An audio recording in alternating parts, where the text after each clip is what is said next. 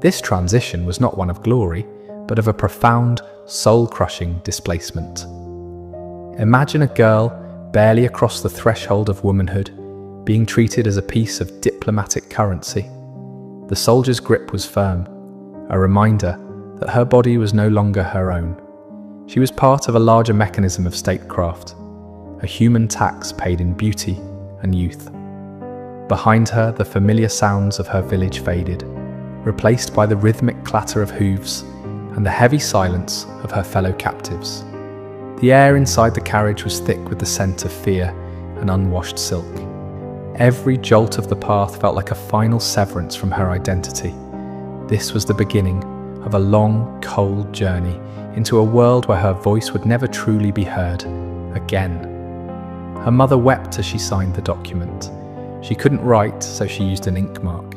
One less daughter to feed, one less mouth in times of famine.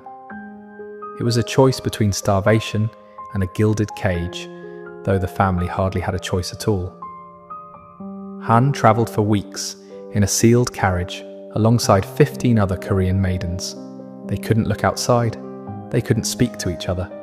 The darkness was absolute, broken only by the thin slivers of light through the wood. One girl who tried to escape was brought back with her hand crushed. She died of infection days later. Her body was left at the side of the road, a discarded scrap of humanity. The others learned the lesson. Resistance was not an option. Each mile took them further from their mother's arms and closer to a destiny that felt more like a slow, ornamental execution. They sat in the stifling heat, mourning their own lives while they were still breathing, knowing that the world they once knew was vanishing forever behind the wheels. When the gates of the forbidden city closed behind her, Han discovered that serving the Son of Heaven had nothing to do with honor. She would live 16 years inside those walls.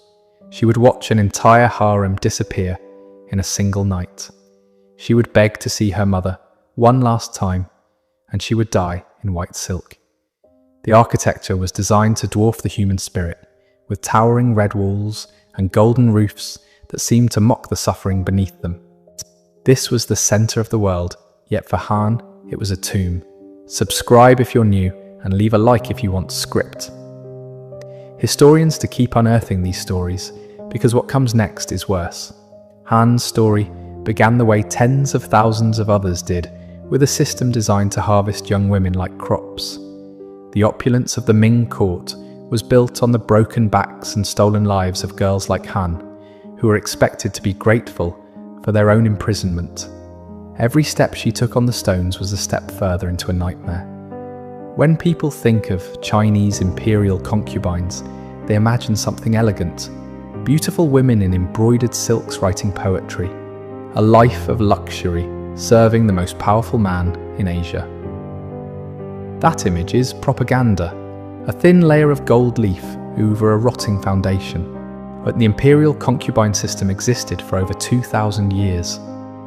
During that time, tens of thousands of women disappeared behind the red walls of the Forbidden City. And what most people don't understand is this.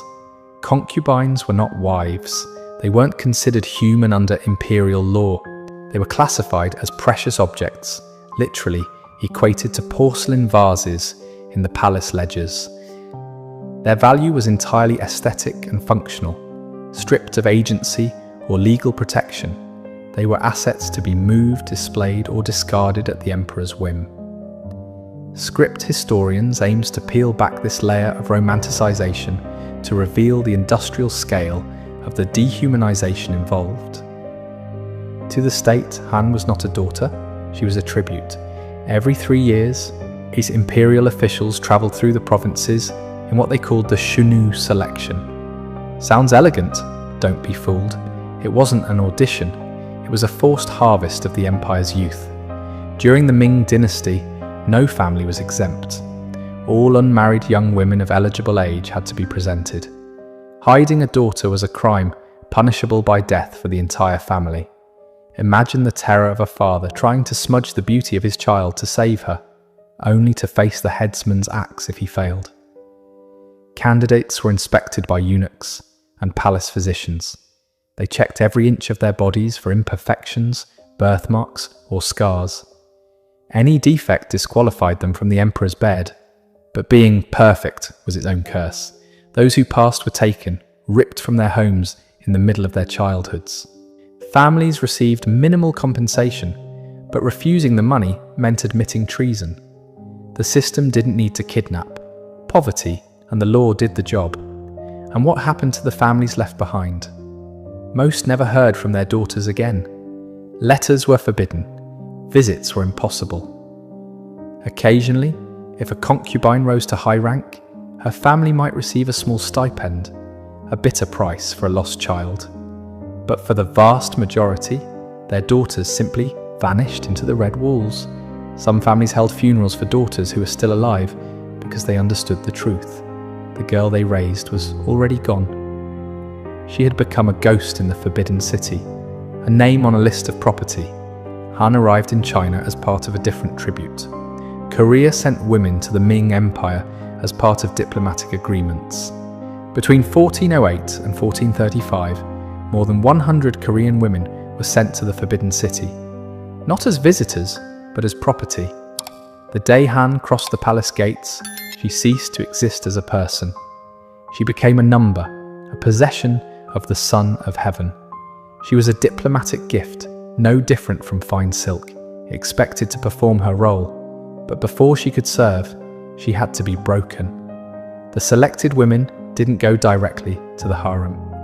First, they went through what the eunuchs called refinement, a process that could last between 6 months and 2 years. The first phase was identity destruction. They cut their hair, a sign of dishonor in Chinese culture, severing their connection to their ancestors.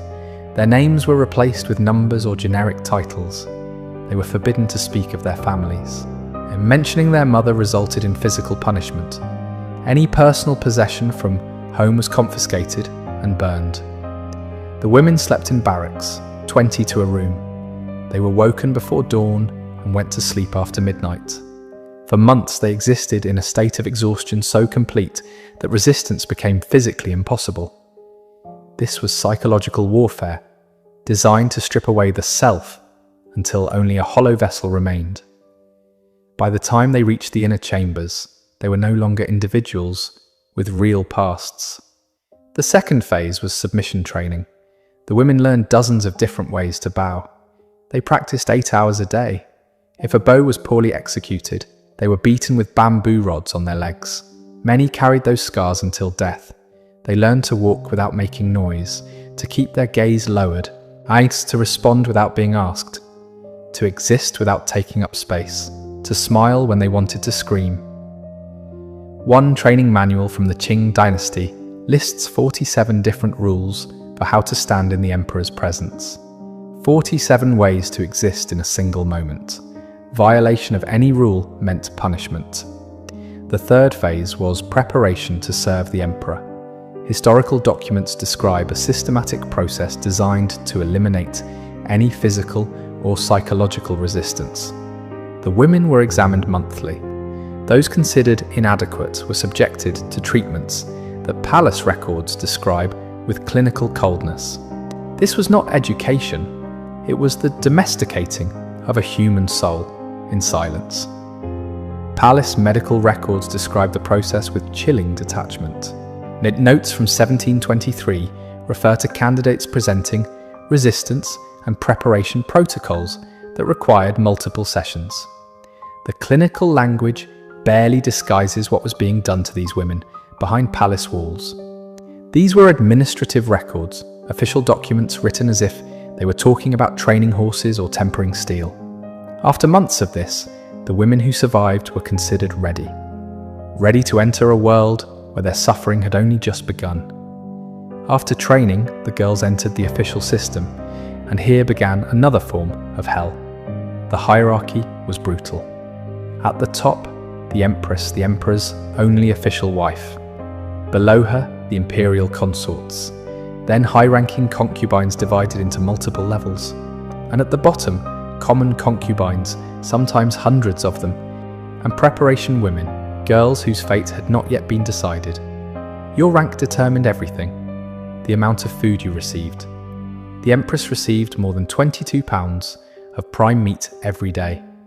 A low-ranking concubine received barely 4 pounds, and often not even that, because provisions were stolen by corrupt eunuchs before reaching the kitchens. Many low-ranking concubines suffered from malnutrition. Their teeth fell out, their hair thinned, and they aged decades in years. The cruelest irony was that their declining appearance made them even less likely to be summoned. It was a downward spiral designed into the system. The emperor didn't visit his concubines, they were summoned.